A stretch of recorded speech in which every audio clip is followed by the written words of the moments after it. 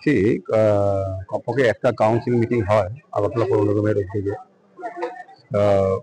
আজকে আমাদের এই বিশেষ গুরুত্বপূর্ণ সভা, এই কারণে বলবো আমাদের আগরতলা মিউনিসিপাল কর্পোরেশনের আজকে 4 বছর পূর্ণ হয়েছে আমাদের কার্যকালের মেয়াদ।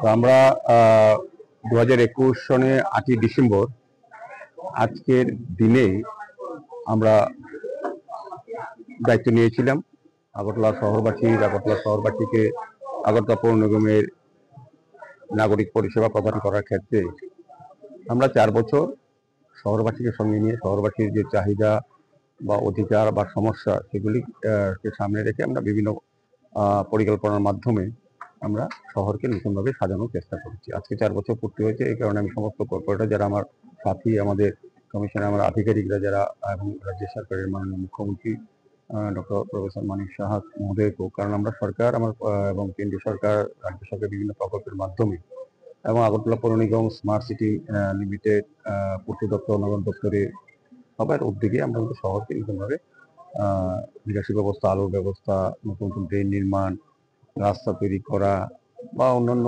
কাজগুলি যেগুলি মানুষের চাহিদা বা সমস্যা সেগুলি নিরসনের জন্য আমরা কাজ করেছি।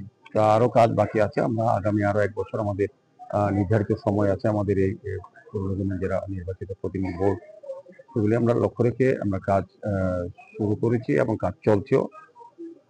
আজকে মূলত সভায় 4 বছরকে সামনে রেখে ওয়ার্ড ভিত্তিক কিছু কিছু প্রোগ্রামে হাতে নেওয়া হয়েছে। স্বাস্থ্য শিবির করা, রক্তদান শিবির, সাংস্কৃতিক অনুষ্ঠান বা দুস্থ লোকদের মধ্যে শীত বস্ত্র প্রদান করা, সে ধরনের উদ্যোগ গ্রহণ করেছে। আরেকটা বিষয় আজকে আমরা আজকে সিদ্ধান্ত নিয়েছে, সেই সিদ্ধান্ত মোতাবেক আমরা ঘোষণা করতে চাই